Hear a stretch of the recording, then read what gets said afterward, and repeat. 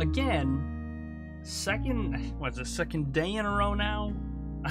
I haven't figured out the transition part for transitioning from starting now to actually going live. Oh boy, this whole stream thing is new to me. This is why I normally have people do it. Why we have the fourth wall. Why we have Dave, the imaginary producer. Because I'm not smart enough to figure that stuff out.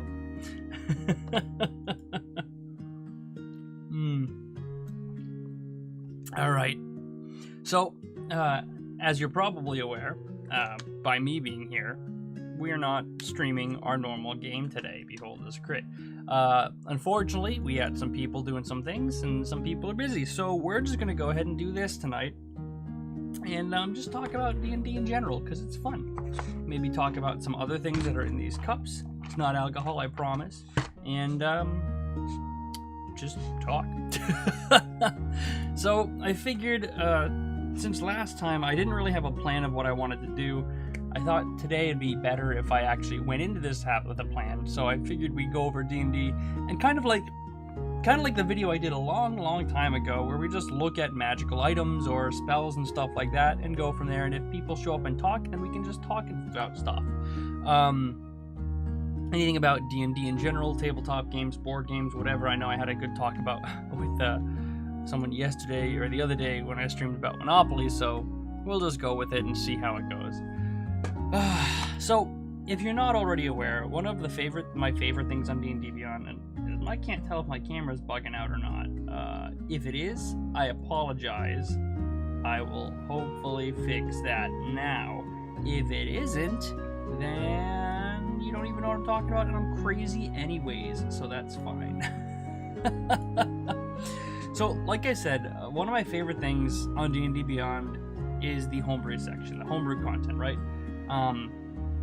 Being able to submit your own items, your spells, your subclasses, feats, whatever, for the hive mind to kind of look at is honestly so helpful, just in general, for getting your own state of mind right for making magic items or anything of your own. And it's just really nice, not even just to use things for your own, but to use it as a springboard to create your own content. And I honestly look at it a lot more than I probably should. But let's go ahead and take a look at some of that stuff now, because it really is just enjoyable to see the kind of stuff people come up with. So I know today I said we'd go over magic items as depicted in the title. I think it's called the title. Yeah, let's talk about magic items. Yeah, 5e, D&D 5e. I should probably put the name of the game we're going to be talking about in here. Yeah, so let's go ahead and review some magic items and maybe make some of our own. I know I wanted to make some NPCs today. I was thinking about making NPCs or making a good enemy, like a good homebrew custom enemy. But for some reason, I wanted to switch it up literally at the last second as I hit the live button to this. So we'll go from here and see how it looks. I guess we could sort it by views or by rating. I'm not entirely sure what the best way to do this is. I know if I do it by rating, we're going to get the same highest rated or lowest rated items. Yeah, see, Matthew Mercer stuff. See, this is the problem, is that if I sort it by this, I just get a bunch of Matthew Mercer stuff, which isn't a problem, but either way. Same thing if we do it by views, right? I guarantee he's going to have the top views in here too, right? That's just how it's going to work. Yeah, okay. Well, either way, we'll go through the rating, and hopefully we'll just skip over some of the stuff that we already know about. The All or Nothing coin is one of my favorite items, and maybe we'll skip a few pages just so we don't go through the actual... And actually, you know what? I saw another YouTuber in there. I saw Indestructo Boy's homebrew from a long time ago. Indestructo Boy. This guy is actually on YouTube, and he's doing some crazy stuff. And he's really fun. Actually, he's one of my favorite YouTubers right now, just listening to him talk about his class design and stuff like that. So I'd love to see what this is all about. Considering it has 177 points, it's probably good. The As You Will Quarterstaff. It's a legendary staff. Requires attunement by an abbot or another high-level monk. A metal quarterstaff which can perform magical actions at the will of its owner. At the command of the owner, the staff can magically Return, the quarterstaff returns to the user at a speed of 10 feet per second. Lengthen, the staff extends up to 20 feet. If there isn't enough room for the staff, it attains the maximum possible size in the space available. Encumber, the staff immediately becomes 500 pounds heavier. Shrink, the staff size is halved in all dimensions and its weight is reduced to 1/8 of normal. Illuminate, the staff sheds bright light in a 30-foot radius, illuminating magical darkness. The light can be colored as you like, completely covering the staff with something opaque blocks the light. That's pretty cool. And hold, becomes fixed in place similar to an immovable rod until you will it otherwise. The staff doesn't move even if it's defying gravity. The quarterstaff can hold up to 8,000 pounds of weight. More weight causes the staff to fall. A creature can make an action to make a DC 30 strength check, moving the fixed staff up to 10 feet on a successful check. You have a +2 bonus to attack and damage rolls with this magical weapon. That's actually a really cool item, and it's not overpowered, right? I definitely think it's probably a legendary item because of all of the possibilities that it has, but in terms of power, it's really not that powerful. I really like that a lot. And I've been watching a lot of Indestructible recently because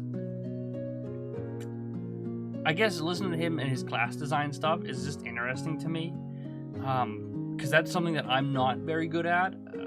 I know the other day I was talking about subclasses and stuff like that, and making my own subclasses, and I actually struggle to do even that, really. At least one that's not a caster class. Martial classes are really hard to make for. But he was, I think the other day he was doing the Vanguard, which was really interesting to me. So I popped by and watched that for a little bit and checked it out. But I'm curious what other things that he has. Indestructible. It's not gonna let me click on his name, is it? Doop-a-doop. Nope, it's not. Oh well. Well, I can't do that. Wish I could, but I can't. Anyways, let's go ahead, skip a few pages and go into the actual items that people made and not just funny items or Matthew Mercer items now. Alright, here we go. Now we're in the 80s, which is generally a good tell. Let's take a look at the technically plate armor. This suit of armor is made of overlapping pieces of fine china. The heavy armor provides an armor class of 20, however each time the wearer takes damage, the armor takes a permanent and cumulative -1 penalty to AC. If its penalty drops to -5, it's shattered and destroyed. The wearer of the armor takes 2d4 piercing damage from the shattering, and the armor becomes useless. It can be fully restored with the mending cantrip. I mean, that's funny, but it's not an actual magic item. But I do like the fact that it's technically a plate.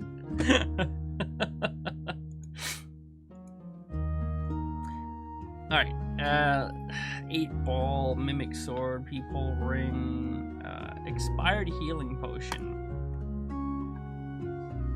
This potion's red liquid has turned dark burgundy. It runs like syrup and it's hard to swallow. You gag as it settles in your stomach. You regain 2d6 plus 4 hit points when you drink this potion. Also roll 1d6 and consult the chart.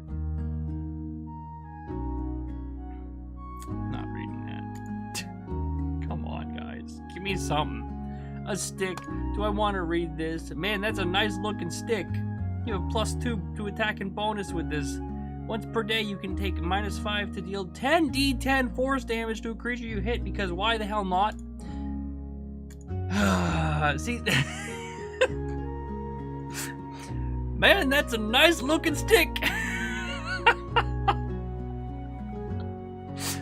What the fuck, guys? Curse, everyone wants to have a swing of your stick, and it's kind of annoying. Yep. I don't know what I expected, but it wasn't that. I'll tell you that much, it was not that. Oh my god. Oh. Oh, hi, Zorgi. Hi, Zorgi. That's your name, Zorgi.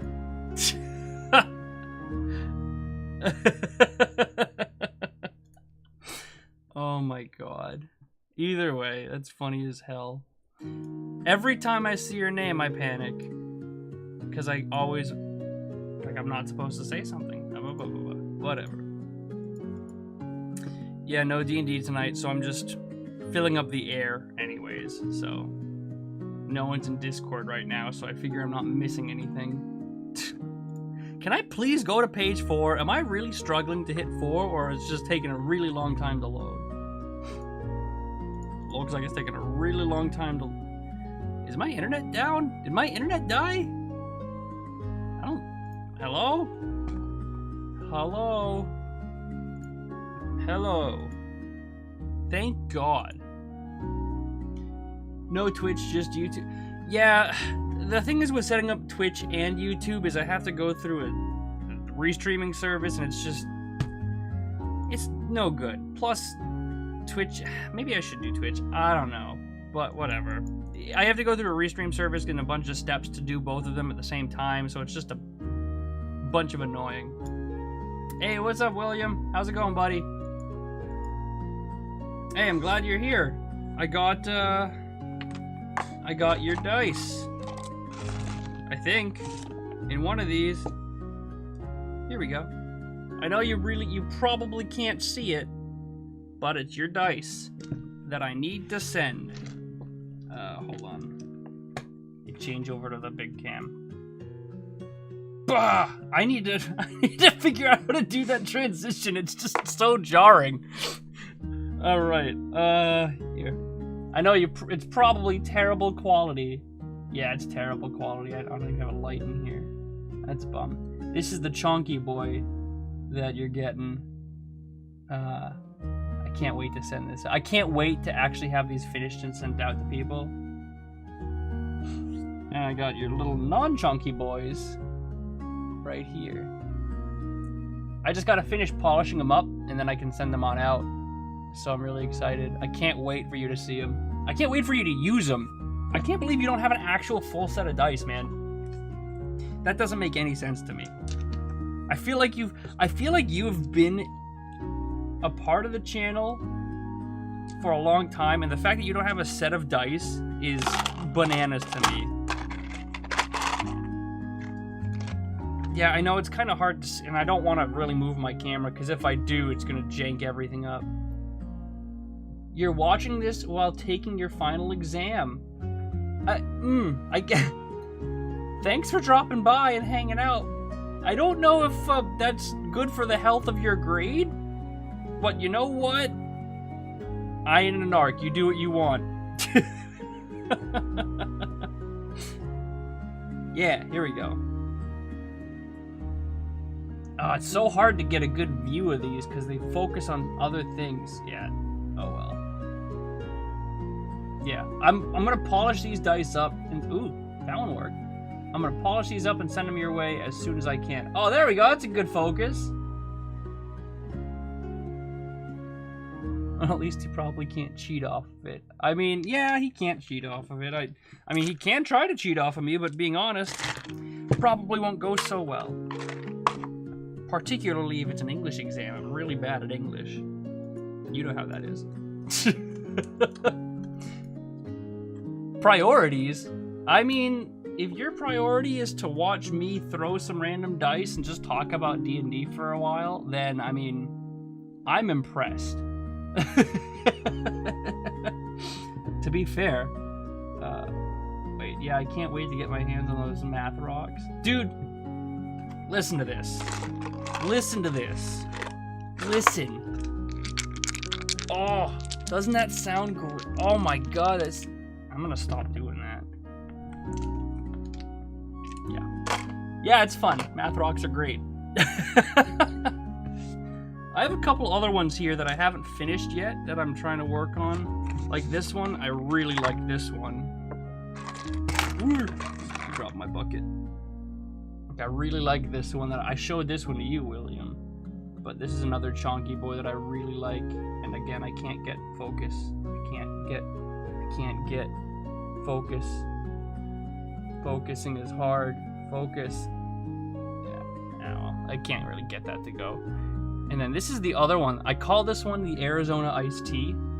Yeah, and you can't see it because of the green. Let me turn off the green screen for a second.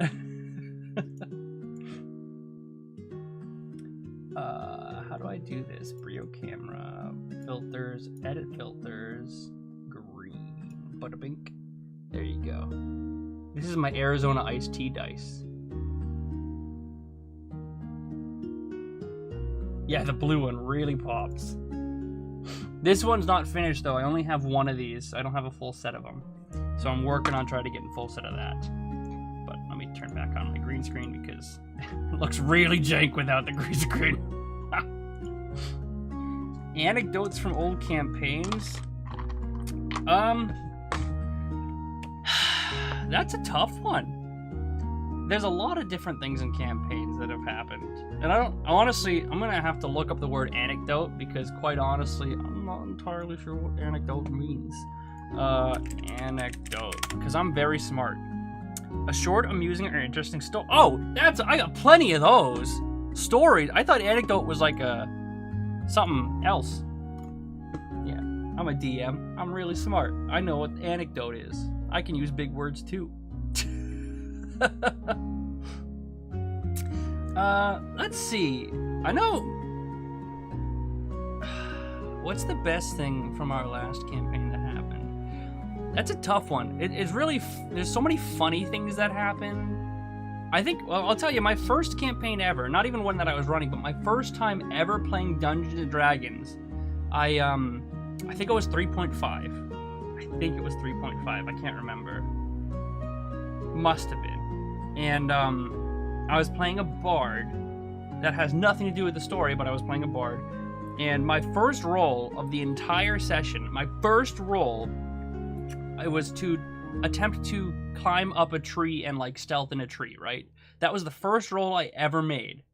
And that first roll I ever made was a 1. which honestly, I should have taken that as a hint. Yeah, I fell down out of the tree, hitting every limb on the way down, and pretty much knocked my level 1 character unconscious with my first roll. Yeah, and that was my story of my first roll in D&D ever. Good times. Oh. You like the green one? Yeah, I really like the green one too. But I know you said your favorites were black and red, and I didn't have the full set of the other one, so I wanted to show you these ones first.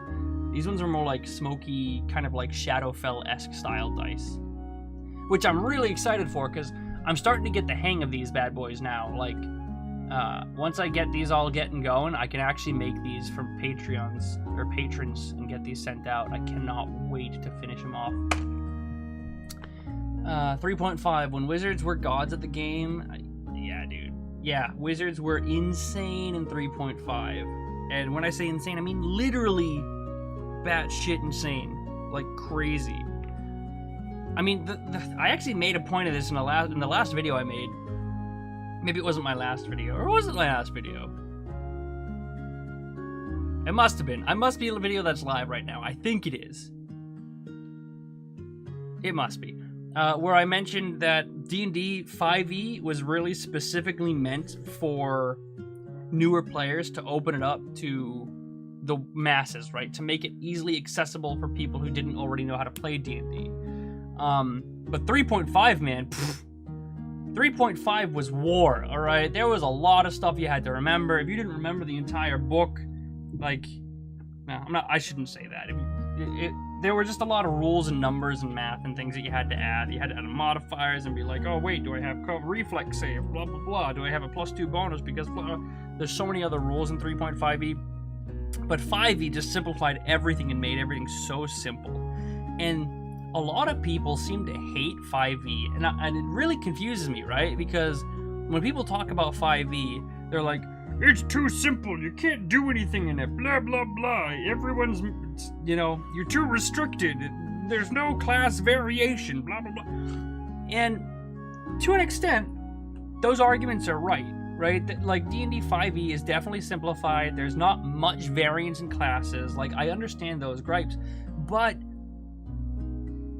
you can make it what you want, right? You can really make it whatever you want. 5e, you can just do whatever the hell you want, and it's still Dungeons & Dragons. It might not be core by the book, but it's still the same game. It's still role-playing. It's still tabletop games. Like, just because you don't follow the rule book, book by book by book by book, word by word by word, doesn't mean you're not playing D&D.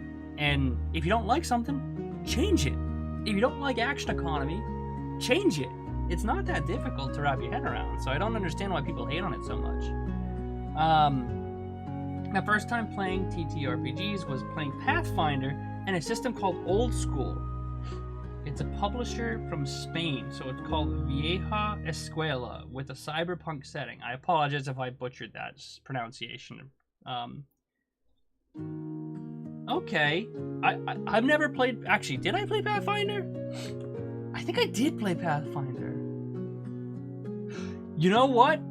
I did play Pathfinder. I played Pathfinder with Zorgi, and Zorgi probably pieced out by now. But, I played Pathfinder with Zorgi, and I'm glad you brought that up, because I've never played in a cyberpunk setting, but I have played Pathfinder. And the one time I played Pathfinder, I got 2 stories here that have to do with Zorgi. And he's probably gone, but one, I played in a Pathfinder campaign with him, my girlfriend, my cousin, and myself. And we found a DM on Reddit or something. And he was great. He was a super nice guy. I don't remember his name. I don't remember anything about him. But Zorgi, the stupid trolling asshat that the guy is, we're in this like sort of keep or a deserted keep or castle or something. I don't remember exactly. And we're holed up in like a room. We barricade the door and we try to rest. And then we wake up and we fight some monsters, blah, blah, blah. And then we go exploring in the castle some more. We find what looks to be like a library almost. Maybe not a library, but like some sort of study. And he finds a book or a chest, like a small little, like a lockbox, like a pirate sailor's lockbox. Right? And I think someone else had found a key earlier. I don't remember, but I think someone else found a key. And he says, he looks dead. He just says, "Did anyone else see me find the box?" And the DM's like, "I don't know, everyone roll perception checks." And of course, every single one of us rolled like a 5. So, of course, no one saw him find the box. So naturally, Zorgi does what Zorgi do and throws it out the window. So I'm sitting there with the key to something that I don't know where that something is. Meanwhile, my party member who is supposed to be helping me find that just takes the box and tosses it out of the window because he's just an agent of chaos and screw everyone else, right? Hey, Zor, don't you hate me? You play off the script, you play off the bog, you literally threw it out a window. Oh my god, I was so mad at you. I wanted to see what was in that box so bad, and now I'll never know.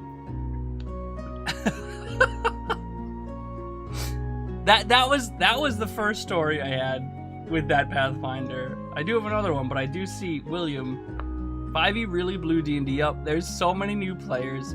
Critical Role also had a big part in it. My friend actually got me into D&D.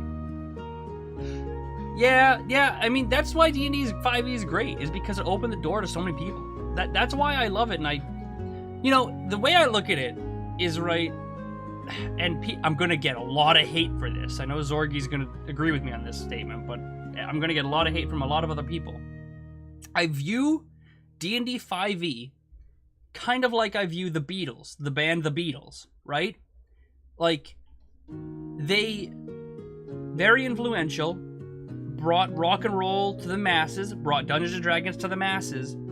Not necessarily the best band of all time, but still pretty good, but they brought it to the masses, right? That's how I view D&D, the same kind of aspect. Like, it was brought out to the masses, might not be the best in terms of style or, like, gameplay aspects, but it's still pretty good, right?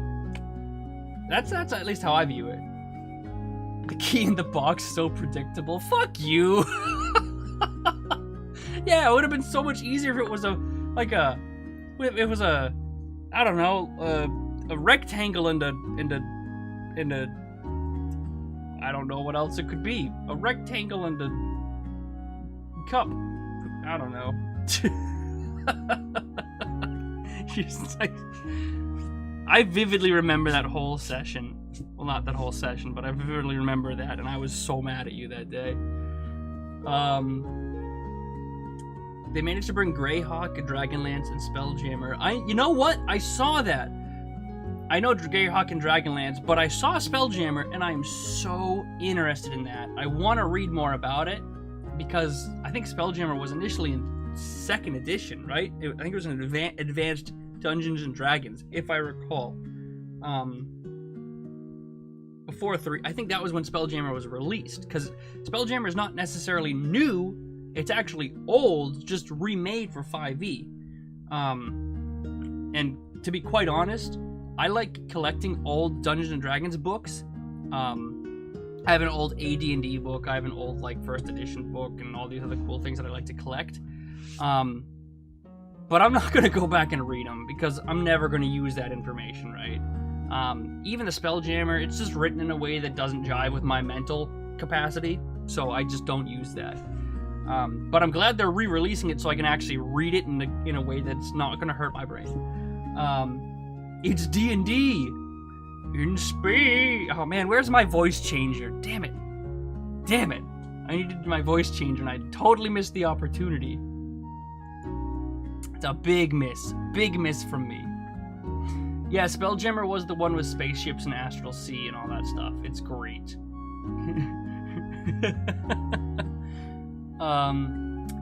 It's actually, you know what? Let me take a look at it, Spelljammer. When's it releasing? Wait, I don't know why I did that. Because it's releasing soon. Yeah, it's coming soon in August. Oh, sweet, right in time for my birthday. Did I buy it already? Oh, it's in my cart. Yeah, I haven't bought it yet. Okay. Let's go back. Yeah, I'm really excited for Spelljammer, because it's something that, like I mentioned, I know, later this month, yeah, it's, I've never played in a D&D or role-playing setting that wasn't medieval fantasy, right? I have never played in something that's not Lord of the Rings-esque fantasy style. Granted, there are things like guns and machinery and stuff like that, but nothing like Cyberpunk, nothing like Spelljammer. I've never gotten the opportunity to play or run anything like that. I think the closest I got to that was like a one-shot or something my brother did, where it was like almost like Call of Cthulhu-esque. But I would love to try that kind of stuff out. I honestly, it's kind of a bummer, because the majority of my experience with D&D, or the majority of my experience with any tabletop role-playing game, is really just limited to Dungeons and Dragons. I've never played any other tabletop setting. I've played Pathfinder a little bit, and then multiple versions of Dungeons and Dragons, but I've never played Call of Cthulhu, never played any of the other really popular ones. And honestly, I'm really limited in terms of my experience and stuff, so I would love to see that. And I've actually, if you haven't already, I apologize if I pronounce your name wrong. If you could tell me how to pronounce it, that would be great, so I don't awkwardly fumble over it multiple times. But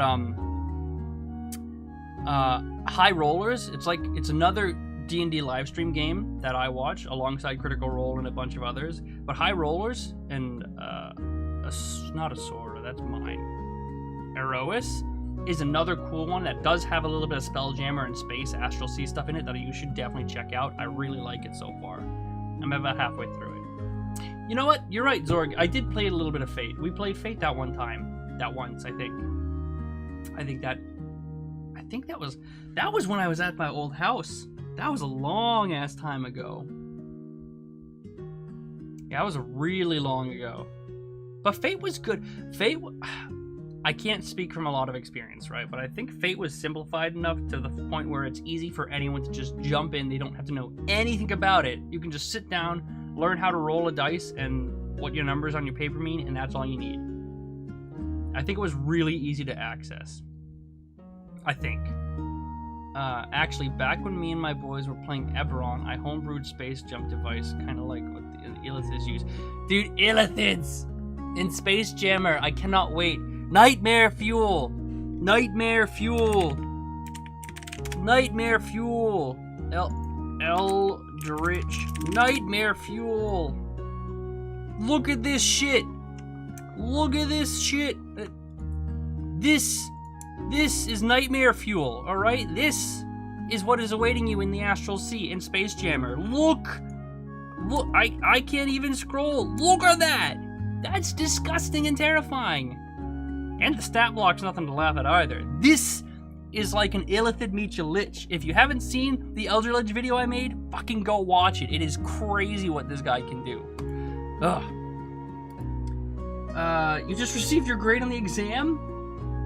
You passed! Congrats! Was that really your final exam? That didn't take you very long. You might have jumped in here in the middle of the exam, but congrats! I've been proven wrong. You have been... Wait, you got your entire grade? Oh, you just passed. Did you pass the entire class? Great. Man, I wish I had the focus that could listen to a stream and at the same time take a final exam and at the same time pass said final exam. But here I am struggling to count to 10 or remembering what I ate for breakfast today. Some people have all the luck. I'm not one of them. I knew you could do it. I only told you. You're such a prick. Oh my god. Oh man. I mean, I'm impressed either way, regardless. It only took 10 hours editing with 15 minutes of sleep. What is your final? What was your final in? 10 hours of editing? Was that like a paper or something you were writing, or what? Man, that's nuts. Oh, this stuff. I forgot about this stuff. I actually haven't looked at this yet. Has anyone looked at this Vecna stuff yet that got released the other day? And I say the other day, but like, it really was not the other day, I'm pretty sure. Yeah. Yeah, okay. YouTube video. I'm on YouTube. We're streaming on YouTube right now, I think. Yes. I had to make like an intro for a show. Oh, that's sick. How long did it have to be? That's crazy. Man, my editing comes down to literally just stupid, terrible jump cuts, oh my god, jump cuts and funny sound effects. I can only imagine what an intro for a show would be like. At least what kind of stuff you would have to do comparatively to what I do. I literally just learned how to do half of my stuff yesterday. Forced myself to use Adobe and learn it. And Photoshop, which is really fun, by the way. If you don't use Photoshop or you haven't used it yet, it's really fun. I'm not a big fan of Vecna's new design.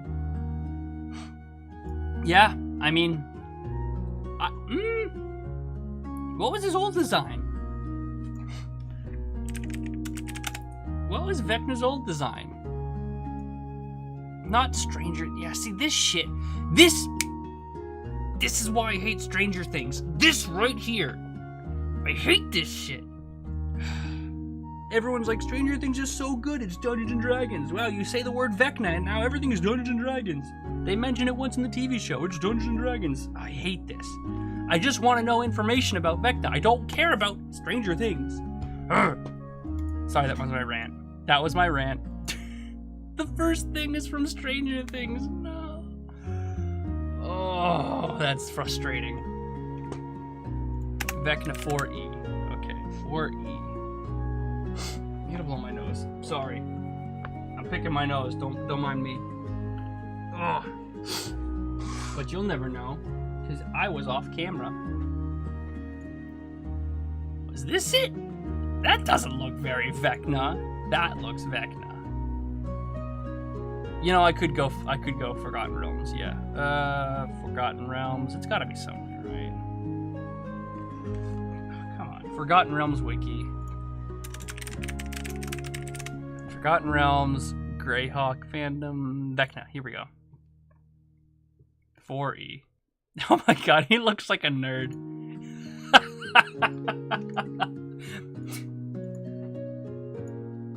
I'm gonna take your soul.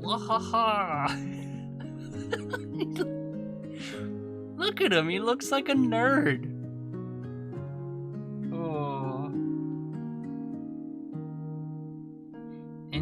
how to 1v1 Vecna. I gotta do that in the campaign I'm in. I'm a level 20 Order of the Scribes Wizard. You should never be able to 1v1 Vecna. You should, unless it's this one, because this guy's a nerd. I'm gonna get you. I'm a level 20 spellcaster with 20,000 spell slots. I don't look like much, but I'm fucking dangerous, bitch. What about 3rd edition? Yeah, see, this, okay, this is getting older art style, but this looks like Vecna, or at least some sort of lich. What about 2nd edition? That looks like a bald Squidward with no nose. You know what? I like this one. I like the new design. I do like, and I feel like his personality is depicted in his face, right? And his just demeanor.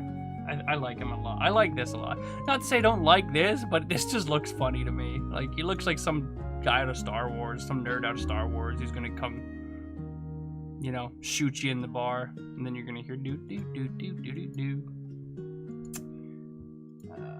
Well, let's take a look at Vecna's actual stat block, right? And granted, this is probably not the stat block many people would use, but if you're in a new campaign, this is probably the one that they're using right now. He's got 272 hit points. So, you have to do that in one turn. If you want to do 272 hit points, you got that in one turn. And he also has legendary resistances for saving throws. And... no, it doesn't look like he has resistance to damage. Okay. I mean, it looks like it's possible. Oh, it looks too much like the one from Stranger Things? I didn't actually consider that. It might very, very greatly affect my decision.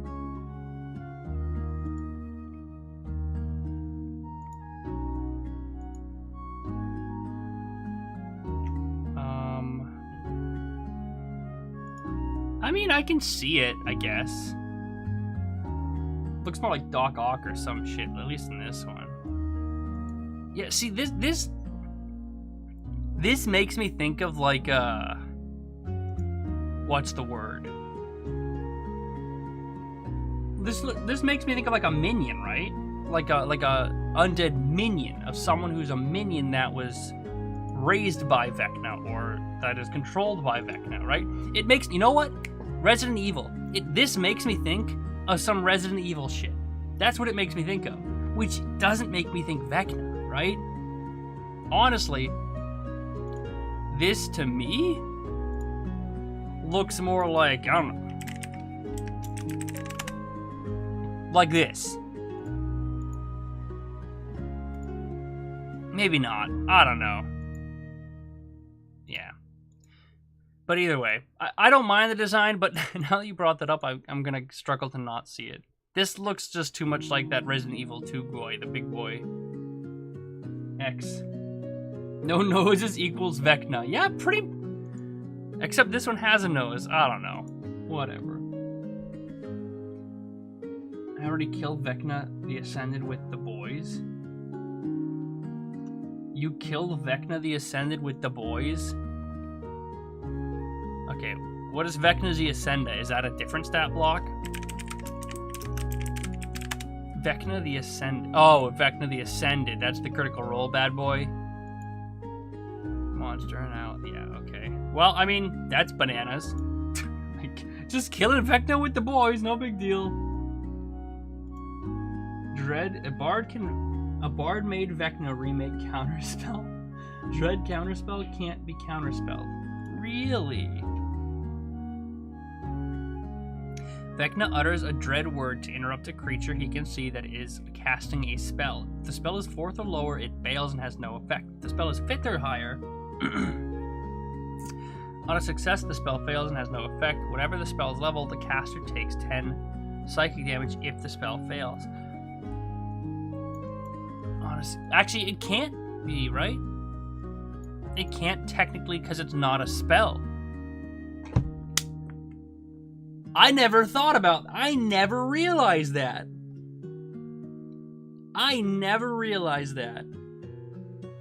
That never occurred to me. I just assumed it was a reaction counterspell there for some reason. But the fact that it's not an actual spell and it's in fact just a reaction feature, you're right, it can't. And he can take up to 3 reactions per round, but only 1 per turn. Wait a minute. Vecna can counterspell, can use an uncounterspellable counterspell 3 times around? And if he's hit with an attack, he deals 3d6 damage and teleports. 30, that's nothing. Why would you ever do this? This Dread counterspell is bananas. You can't even counterspell it. That's actually crazy. Okay, when I looked at this stat block the first time, I never noticed that. That is actually crazy. That's bananas. See, I first looked at this a while ago, and when I did, I just looked at the spell list, right? And this spell list does not make me think of Vecna. It doesn't. Vecna has 1, 2, 3, 4, 5, 6, 7, 8, 9, 10, 11, 12, 13. Has 13 spells available to him, and can only use these 3 once a day, or Dimension Door, or Invisibility, or Scrying twice a day. That, I think, is terrible, terribly designed. Vecna is a smart lich, a freaking arch-lich. He's a freaking god, practically. Well, I mean, depending upon where you look at it, he's a god. He needs a bigger spell list than this. This is just dumb, in my opinion. But I digress. The fact that he can counterspell, and that counterspell can't be counterspelled, and the fact that he can do it 3 times around is bananas. Vecna can counterspell Wish. Yeah, I mean, technically, yeah, he could. But you can't counterspell its counterspell. Check Vile Teleport and Fel Rebuke. I mean, Fel Rebuke is okay. I don't think this is crazy, right? In response to being hit, Vecna utters a fel word, dealing 3d6 necrotic damage, and teleports 30 feet in an occupied space. I don't think this is that strong. I actually think this is ridiculously weak, if I'm being honest. Because, 1, we're talking about a CR 26 creature. A CR 26 creature can deal 3d6, potentially 3 times per round as a reaction. Realistically, that's 30 damage if he decides to use it every time he gets a chance. But if Vecna's smart, which he should be, he should never be using this, because he should always be counterspelling. If you teleport 30 feet, the NPCs, or the PCs rather, that you're going to be fighting are going to be able to get up to you instantaneously. Plus the fact that he doesn't have a fly speed, this teleport is effectively useless in my opinion. But Vile Teleport, let's see what this is. Vecna teleports along with any equipment up to 30 feet to an unoccupied space. He can cause each creature within his chase within 15 feet of his destination. If at least 1 creature takes damage, Vecna regains 80. Okay, this is pretty good. However, I gotta admit, it does not make much sense. Oh, hold on a second, I got a thing. Yeah. Oh, my food was dropped off, which means I gotta go in a minute, but we'll do this. It's here. Vile Teleport, this is good. I like the whole thought of it, but Vecna should not, in my opinion, should not be trying to get up close and personal with the PCs. He shouldn't be, right? Teleporting is nice and healing is nice, but in order to get the healing, you have to be within 15 feet. He has to teleport to within 15 feet of you, which is terrible design for someone who should always be keeping you at range. Again, plus the fact that he doesn't have a fly speed makes this, I mean, good, but honestly, by the time the PCs are fighting you, 80 hit points? That's like 1 round of barbarian attacks. That's not that much. It's good, but again, you know, I might be giving it a bad rap here because I haven't looked at the other features. Let's look at the other one, the Undying feature. Let's look at that. Effectiveness fails, carries a magic dagger in hands. Afterthought. In the hands of anyone other than Vecna, he just has a magic dagger? That's random. If Vecna is slain, his soul refuses to accept its fate and lives on a disembodied spirit that fashions a new body for itself after 1d100 years.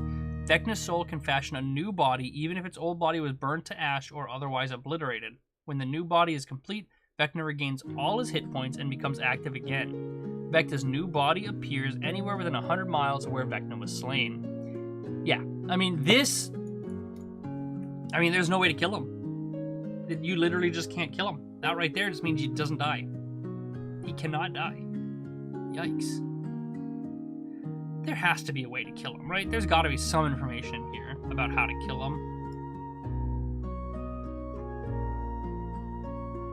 Maybe not. That's crazy, dude.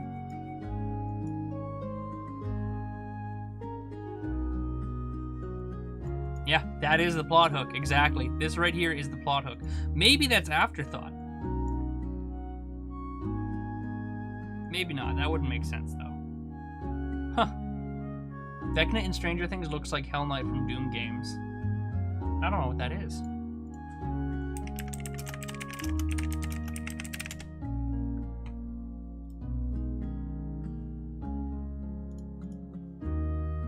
Kind of does. Yeah, he really kind of does.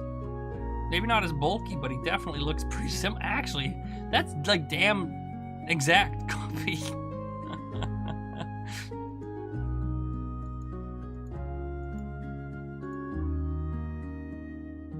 Yeah, I can't. I gotta. What is it? What is this? Resident Evil 2. What the hell is his name? Is it this guy? What's his name? Not Tyrant. Nemesis. That's what it is. Resident Evil 2 Nemesis. This is what I thought of when I saw it initially, was Nemesis from Resident Evil. But, you know, I don't know. That's just how it goes. Mr. X or Nemesis, yeah. That was what I was thinking of. Yeah, look at that. That's crazy. Oh, man, I haven't played that game in a while. I should go back and play that game again.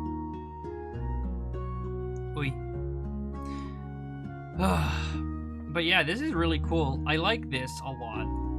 I like that this is the plot. This is pretty much the plot of the entire game, right? And let's be real. Vecna became big because of Critical Role, right? That's no surprise. And people are trying to use him as a big enemy. I do like that. Actually, let's look at the Book of Vile Darkness. I'm curious what this is. Adjusted ability score. After prerequisite. What is going on? Why is my phone buzzing? Oh, I'll be right back. I gotta check something real quick. Sorry, guys. 1 second. I might have to go get food. Burp. Again, really terrible transition. 1 second.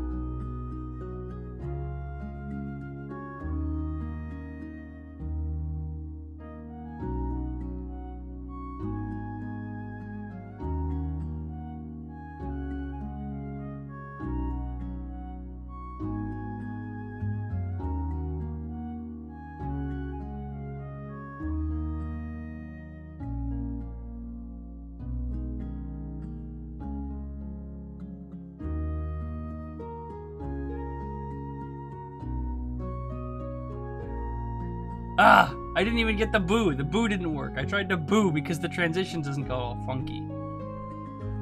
I really need to figure out why that happens or why it doesn't happen. Video. I'll do it later. Whatever. What's poppin'? Oh, you know what I wanted to look at? And I do have to go in a little bit, so I did want to do it. I did want to look at something really quickly, though.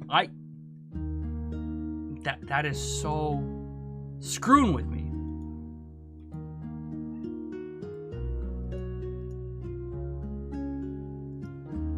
There we go. At least we got a little bit of transition. That's nice. I think I did. Did that work?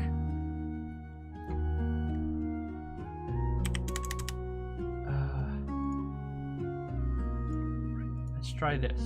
Done. There we go. That looks good. That looks much better. Look at how professional, guys. I'm a professional.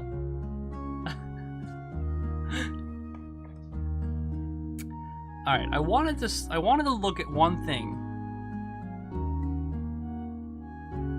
Discontinue. It's probably because other things came out, right? Mordekainen's Fiendish Foley, one of the, I don't know why those glow up. Yeah, look at these fancy transitions. Ooh, buddy. Wow. Big crazy stuff going on here. I know it's bananas. You know what? I could also do something crazy like this. Hold on a minute. Wait a second, maybe I shouldn't do that. We'll go back to this real quickly and see if I can do this. I really like messing around with this green screen stuff. It's fun. Videos, video assets, green screen. And do.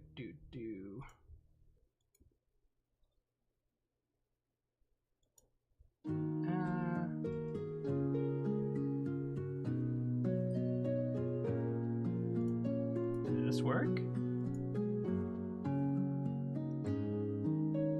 Properties.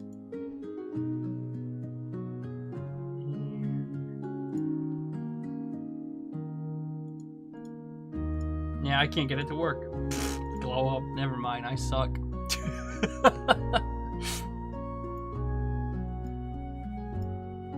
Alright, well, anyways, let me take a look at this because I did want to at least look at something before I have to go. Where was it? Was it Strixhaven? No, what? I don't think it was Strixhaven. Fizzbends?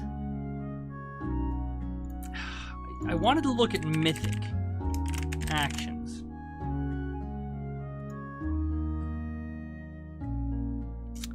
Where did Mythic Actions 5e?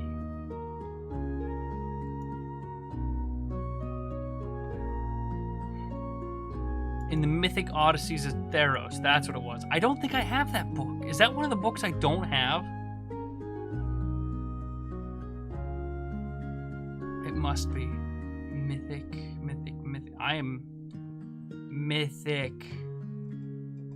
It'd be C, D, F, G, H, I, J, K, L, M, L, M. Where is it?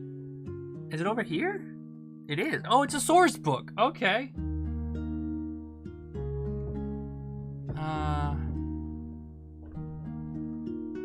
Classic monsters. Character creation, gods of Theros. Mythic monsters. This is something I watched an XP level 3 video the other day, and I wanted to take a look at this because he mentioned it. And I gotta be honest, I have never read it. This section describes 3 of Theros' most infamous terrors.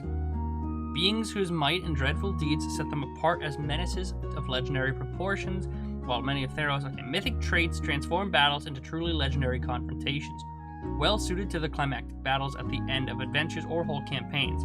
Mythic traits are optional. They don't need to be used during combat with these monsters. If you so choose, you may simply ignore a monster's mythic trait. Blah. Okay. So, what is a mythic action? If Arasta's mythic trait is active, she can use the options below as legendary actions as long as she has temporary hit points from her armor. Blah, blah, blah. Okay, so she makes... So these replace legendary actions then. Right? Or maybe they... Nyx's Weave. What about this guy down here? If Hythonia's mythic trait is active, she can use the options below as legendary actions for 1 hour after using Shed Skin. Numbing Claws. Makes 2 attacks with her claws. If both attacks hit the same creature, it takes an extra 7 poison damage and must succeed a DC 18 con save or be paralyzed. Look at me. Hythonia's can force a sighted creature she is grappled to see her eyes and be affected by her gaze. Okay. So here's the thing, right? I like... Because that XP level 3 video was a saving throws video. And he was talking about these mythic actions that kind of try to help the action economy and try to help make 5e more balanced in favor of the monsters, right? Because 5e is actually terribly, terribly balanced at higher levels because it's almost always in favor of the players, which is why people generally tend to hate it much. Mythic mode activates usually when they die and gain another health bar. This actually might be a video I want to make because that interests me immensely. Yeah, that interests me immensely because this is like, uh-oh, we entered rage mode or we got to the boss's second health bar. This makes an epic encounter even like legendary or mythic. That's cool. Okay, I do like this. I'm gonna add that to my list of videos I gotta do. Mythic encounters video. And I gotta do some research on that too myself, so. Yeah. That's super cool. I really like that. I really like that a lot. I'm gonna go ahead and do that. That's what I'm gonna work on then. Cool. That's probably gonna go out after my spell combos video that I'm working on now, so. Anyways, it is 8:45 for me, so I'm actually gonna call it here, everybody. William Decrit? Is that crits? Decrits? Did I really not understand that? Am I stupid? I'm stupid.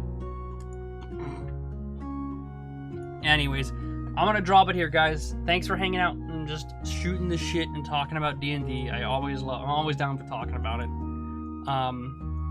We should go back to our normal